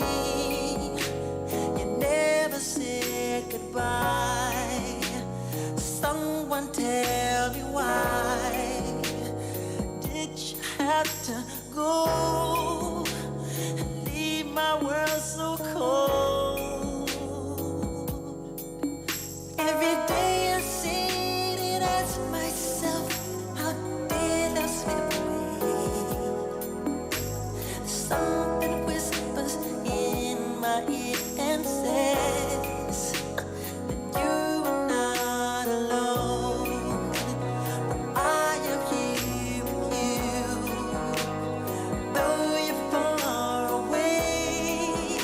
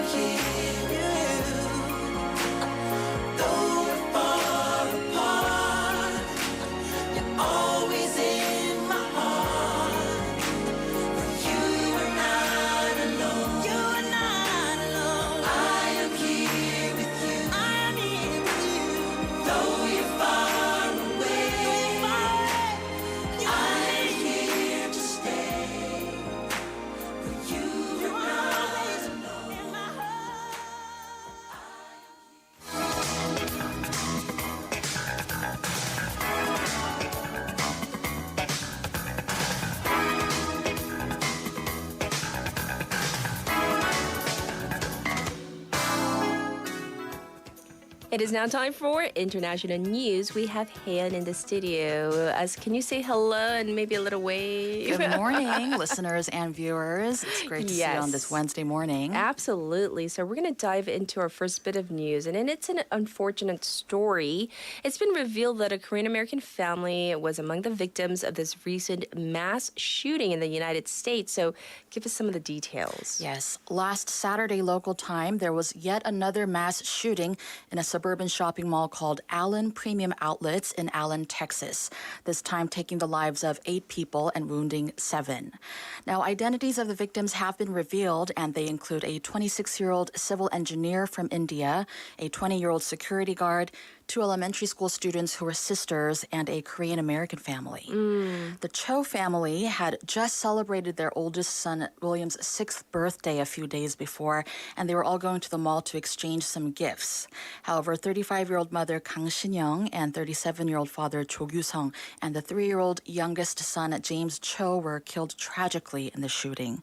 Now, William, who is still hospitalized, is the only survivor of the family. Oh, goodness. According to the Korean consulate officials in Texas, the Cho family were American citizens of Korean descent, and a crowdfunding page was set up for the family and has raised over $1 million so far. My goodness. I mean, I can't even imagine William. He's the only surviving member. Such a tragedy. What do we know about the gunman? The suspect was identified as 33-year-old Mauricio Garcia, and he was shot dead by a police officer on the scene after he went on the shooting rampage with an AR-15-style rifle. Evidence suggests that the suspect held far-right extremist beliefs based on his online presence. His social media account was rife with neo-Nazi ideology, white supremacy, and hatred toward women. And he also posted pictures from previous visits to the outlet mall as recently as mid-April. Oh, goodness. So investigators are seeing this case as a possible domestic terrorism. It's also known that Garcia had been discharged from the army in 2008 after just 3 months because of mental health issues. Right. And I have to say, every time I read about another shooting, it's like deja vu. Wasn't there another shooting in Cleveland, Texas? Yes. Right? And so are there movements on the legislative side after these tragedies? There were protests on Monday at the Texas Capitol for stricter gun control, and there was a flicker of momentum when 2 Republicans sided with Democrats to advance a bill that would raise the purchasing age of semi-automatic rifles from 18 to 21. But it's projected that there's little to no chance of becoming a law due to Texas Republicans being very resistant to gun restrictions. Case in point, Governor of Texas Greg Abbott told Fox News even after this shooting that his aim is to target the possession of weapons by criminals and deal with the rising mental health crisis rather than consider gun control. And I know many people here in Korea often ask, like, do you really need an assault rifle? Even if we take into account some people might enjoy hunting as, you know, a pastime in the United States. So it's stuff that we all, I guess, have to think about all the time now. Yeah, very serious about the Second Amendment. Yes. Yeah. All right, let's move on to our second story. This is regarding a reciprocal expulsion of diplomats between China and Canada. Yes, this is an interesting development that's been happening in the last week. This somewhat hostile back and forth starts with Canadian lawmaker Michael Chong telling reporters last week that China's intelligence agency was targeting him and his family because of his outspoken criticism of China's human rights abuses against the Uyghur population. Right. And he criticized the Canadian government for not doing anything about it for 2 years. However, Prime Minister Justin Trudeau said this week at a press briefing that he had not been briefed specifically on this alleged targeting of Chong until last week. Yes. In case anyone's not familiar with the Uyghur community, they are a Turkic ethnic group originating from Central Asia and are a mostly Muslim minority living in the Xinjiang region in northwest China. And Amnesty and Human Rights Watch have reported that in recent years, China has detained more than 1 million Uyghurs against their will in so-called re-education camps and have sentenced hundreds of thousands to prison terms. Some are calling it a genocide of the Uyghur people. Now, MP or Member of Parliament Chong also accused the Chinese diplomat in Toronto, Zhao Wei, of being a part of the intimidation and harassment towards him and his family. And following this allegation, Canada expelled Zhao Wei on Monday and ordered him to leave the country. Then in response, on the very next day, China's foreign ministry stated that they strongly condemn and oppose this decision and announced the removal of Canada's diplomat, Jennifer Lynn Lalonde, from the Shanghai consulate. Yeah, so what does this mean for the relationship between the two countries?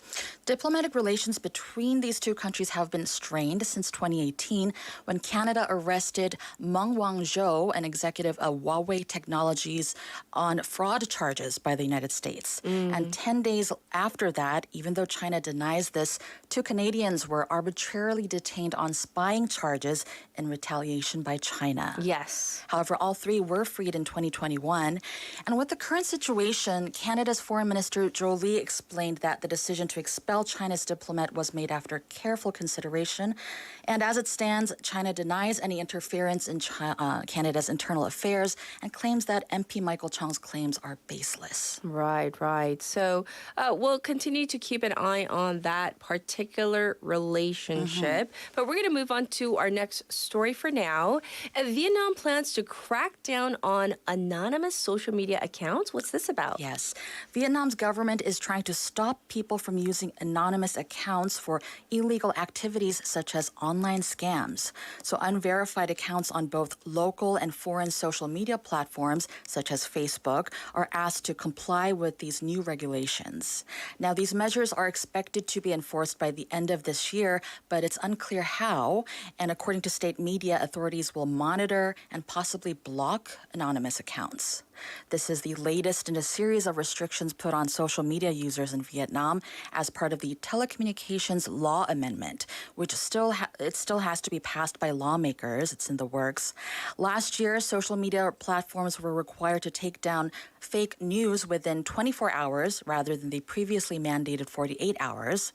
And laws requiring tech firms like Google and Facebook to store users' data locally were also passed in 2022. Then are all social media platforms in Vietnam currently offering identity verification now? Not all of them yet, but once the new rules come into effect, both individuals and organizations are expected to comply. I see. Experts say that this may be good in solving disinformation and the rising hate speech that's happening in several countries in Southeast Asia, but they're concerned that allowing the government to pressure tech companies and in a way weaponize fake news can lead to violations of freedom of expression and privacy. I see. One thing to note is that in the World Press Freedom Rankings, Vietnam was ranked 178 out of 180, just above North Korea and China. So there is valid concern here. I see. Well, thanks for all the international news, but we have to get to This Week in History. What happened? Yes. This week in 1994, Nelson Mandela was inaugurated as the first Black president of South Africa. This was a result of more than 22 million South Africans taking part in South Africa's first ever multiracial parliamentary elections. After becoming a lawyer, Mandela joined the ANC, the African National Congress, as a young man in his 20s. And when apartheid started, he became one of the leaders of ANC and organized acts of civil disobedience and engaged in acts of sabotage against the white minority government, which of course led to spending 27 years of his life as a political prisoner. Mandela was a controversial figure for much of his life, but he is regarded as an icon of democracy and social justice. Aptly put. So thank you so much for this, plus all the news stories. We'll check in with you next week. Thank you, Han. All right, have a good day. All right, everybody. And I'll be back in just a moment.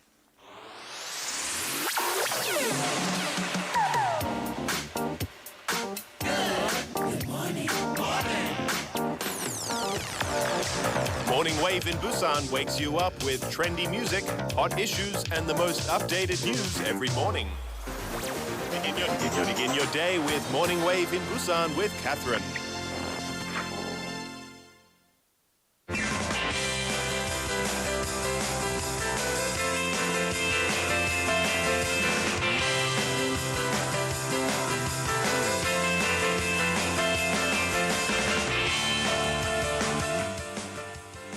This is Global Busan Focus. We have Stephanie here. Happy Wednesday. Happy Wednesday, hump day. It is indeed.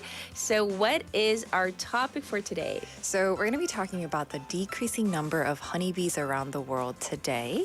And for that, I interviewed Kim Hyun-woo, 낙동강 하구센터 곤충 박사, or an entomologist, part of the exhibition and education team at the Nakdong Estuary Eco Center, Mr. Kim Hyun-woo. Now, the decrease in the number of honeybees around the world has been staggering. 7.8 billion bees is said to have disappeared, and this collective disappearance of bees is referred to as CCD, short for Colony Collapse Disorder. According to the Korea Beekeeping Association, 15.1% of the bees in all of Korea, 18.4% in Busan, and 43.2% in Jeonnam have disappeared. And it's not just happening here in Korea, but around the world. Now, Albert Einstein once warned that if honeybees were to disappear from the earth, mankind will also disappear within 4 years. So this is a serious issue for the humanities because honeybees are responsible for pollinating plants to bear fruit. And if the bees disappear, there will be no pollination, which leads to the production of plants and fruits to shrink dramatically. And according to the Food and Agricultural Organization of the UN, 63% of world's food crops are produced by honeybees. And the lack of production of fruits and plants could lead to a huge increase in the price of agricultural products worldwide. So for our first clip, I asked him if the disappearance of bees have anything to do with the climate crisis. Let's take a listen. 특히 월동 개체들이 집단 폐사하여 다음 해에 일할 꿀벌들이 사라져 버리는 경우가 많은데 이는 대부분 너무 따뜻한 겨울에 일찍 활동을 시작한 꿀벌들이 다시 기온이 낮아진 겨울에 적응하지 못하고 벌집으로 돌아오지 못하거나 죽는 그런 경우들입니다. 온난화도 우리나라에 상륙한 덩그먼 말벌이라고 하는 말벌도 꿀벌에게는 치명적입니다. 지구의 기온이 점점 올라가면서 일어나는 현상들인데요. 이미 우리는 다들 느끼셨겠지만 북극에서 녹아내린 빙하 때문에 겨울에 찬바람으로 인해서 이상기후를 경험한 바 있고요. 우리나라 겨울에 잘 적응하지 못했던 곤충들이 점점 적응하게 되고 대량 발생하여 여러 곳에서 문제를 일으키고 있습니다. 벌집 꼬마 밑빠진 벌레가 우리나라에 들어와 개체 수가 늘어가면서 꿀벌을 가해하는 것도 기후변화의 일원으로 볼 수 있습니다. 앞으로 열대 기후로 변해가는 우리나라에 유입된 각종 생물들이 환경에 어떤 영향을 미칠지는 알 수 없습니다. Tell us about the first clip. So he said that there are many cases where hibernating bees wake up early winter and can't survive the cold and die off. And Asian hornets, which are also have found their way to our country due to global warming, is also fatal to bees. He also said insects that are not from Korea are becoming more and more adaptable during our winters, causing mass problems for bees in many places. And he said that as Korea's climate becomes more like a subtropical climate, the number of small hive beetles in Korea is increasing. They're hurting the bees, which is also a part of climate change. Well, that's so interesting. And now we're better aware of why we need bees. And with this problem, to find viable solutions, a beekeeping research association that brings beekeepers, experts, and the city together was launched last month. This is the first in the nation. So let's take a listen as Mr. Kim Hyun-woo shares about how the Honeybee Research Association got started. 부산에 양봉농가 피해가 극심해지고 있고 양봉농가의 피해에 대한 현황들을 좀 더 면밀히 파악을 하고 대책을 수립하여 종합적으로 이를 해결해 나가기 위해 시작되었습니다. 건강하게 꿀벌을 사육하는 농가의 사육 방법을 좀 더 장려하고 진드기 구제나 질병 관리에 있어서 잘못된 사육 방법을 개선하고 앞으로도 빈번하게 일어날 수 있는 이런 집단 폐사를 줄이기 위해서 그 원인을 파악하고 대비해야 할 겁니다. 단순히 농가의 사육 방법뿐만 아니라 농가가 자체적으로 해결할 수 없는 부분이 많이 있습니다. 그래서 그런 일들 중에서 부족한 꿀벌의 먹이가 되는 부산의 밀원수 확보, 그다음에 농약 살포 시기를 조정하고 효율적인 농가 지원 정책이라든지 기후 변화에 대한 대처, 그 이외에 다양한 문제들을 제기하고 민관이 같이 극복해 하기 위해서 시작되었습니다. And what was said in this clip? So he says since the damage to beekeeping farms in Busan is getting worse, the association was started to try to get a grasp of the situation and establish countermeasures to solve the issue comprehensively. They've been set up to promote healthy bee farming, to promote mite control, to improve disease control, and to research on how to reduce the number of mass deaths of the bees. And he said farmers in Busan run into problems such as securing bees, insufficient food, adjusting the spraying time of pesticides, and efficient farm support policies. So the organization was set up to overcome these issues together. I see. Well, right now we're listening to clips from entomologist Mr. Kim Hyun-woo. Now, he is currently researching on insects at the Nakdong Estuary Eco Center. So for the last clip, I asked him about the role or function of insects in our ecosystem. Let's take a listen. 우리는 곤충을 좀 하찮고 징그럽다는 뜻의 벌레라는 단어로 많이 부르기도 하지만 곤충이 없는 세상은 상상하기 힘듭니다. 몇 가지 예를 들어 말씀을 드리겠습니다. 우리가 잘 아는 나비나 나방의 애벌레는 주로 산새 먹이로 많이 활용되고 사람들이 싫어하는 모기의 애벌레인 장구벌레는 어류나 수소생물의 먹이가 되는 등 상위 포식자의 다양한 먹이로 활용됩니다. 또 환경을 청소하는 곤충인 송장벌레는 지구상의 죽은 동물들을 먹어서 청소하는 역할을 하며 소똥구리나 이런 포유동물의 배설물을 먹이로 하여 환경을 청소해주는 곤충이 있습니다. 어떤 학자는 이들 청소 곤충들이 없다면 지구의 환경은 동물의 사체와 배설물로 가득한 세상이 될 거라는 말을 했습니다. 무엇보다 중요한 것은 오늘의 주제인 지구상의 한 70% 이상의 식물들이 열매를 맺게 해주는 화분 매개 역할을 해주는 꿀벌일 것입니다. 모든 살아있는 생물의 약 한 58% 정도를 차지하고 있고 그 수가 아주 많은 곤충은 지구상의 다양한 곳에서 살면서 생태계의 중간자 역할을 한다고 이해할 수 있습니다. Tell us about the final clip. So he said we might think of bugs or insects as just something gross, but he said it's hard to imagine a world without them. For example, the larvae of butterflies and moth are mainly used as food for mountain birds, and the larvae of mosquitoes, which people dislike, are used as food for upper predators such as fish or aquatic creatures. And he said insects like carrion beetles help clean the environment, clean up dead animals, and there are insects like dung beetles that clean the environment by feeding on the feces of mammals. So without these insects, according to one scholar, the whole earth would be covered with carcasses and feces. And most importantly, insects like bees serve as pollen medium that allows more than 70% of the plants on the planet to bear fruit. And insects account for about 58% of the Earth's creatures and are very numerous, living in various places on Earth, acting as intermediaries in our ecosystem. So from this interview, I feel like I found my new respect and appreciation for all the insects out there. Including mosquitoes. Yes. I gotta think next time, I try to catch a mosquito. I'm sorry. Food for upper predators. That's right. Yes. Well, thank you for such an informative interview for our listeners. And we, of course, look forward to tomorrow. Thank you, Stephanie. Bye-bye. All right. So back to our main topic. One last time, we talked about the future labor shortage brought on by the low birth rate. And so the BOK, of course, published this report yesterday predicting that the low-skilled manufacturing sector will suffer the most from the lack of workers in just about 10 years. So we need solutions. We need more opportunities for women out of the workforce, for seniors, and highly skilled migrant workers. And then we can maybe tackle that whole birth rate, 0.78.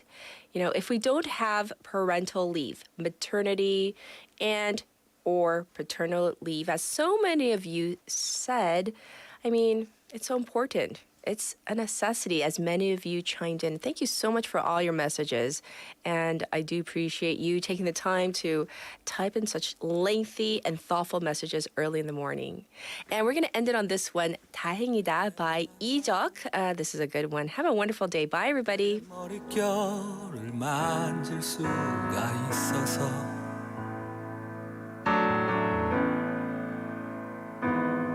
그대를 만나고 그대와 마주보며 숨을 쉴 수 있어서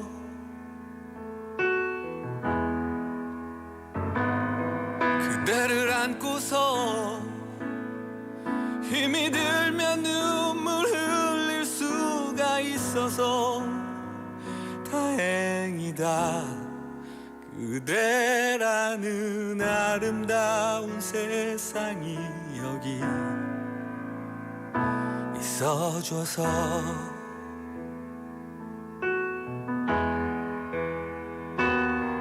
거친 바람 속에도 젖은 지붕 밑에도 홀로 내팽개쳐져 있지 않다는 게 지친 하루살이와 고된 살아남기가 행여 무의미한 일이 아니라는 게 언제나 나의 곁을 지켜주던 그대라는 놀라운 사람 때문이란 거. 그대를 만나고 그대와 나눠 먹을 밥을 지을 수 있어서.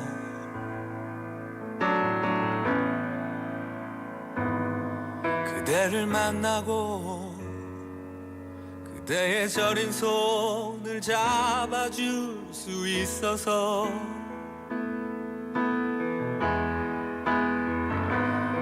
그대를 안고서 되지 않는 위로라도 할 수 있어서 다행이다. 그대라는 아름다운 세상이 여기 있어줘서.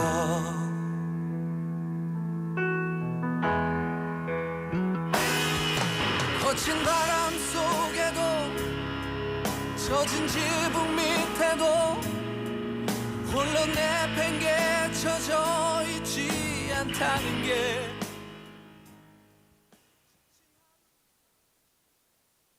지글지글 움직인대. 누가? 척추라인에 맞춰서 움직인대. 누가? 누구긴 누가 엔모션 프로지. 척추를 지그재그로 틀어 꾹꾹 눌러주는 움직임. 누가의 시그니처 모션. 누가 베스트 엔모션 프로. 가까운 누가페에서 만나요. 의료기기 광고입니다. 부산을 한 장의 사진에 담는다면 어디로 가야 할까요? 이때만큼은 세상을 내려다보면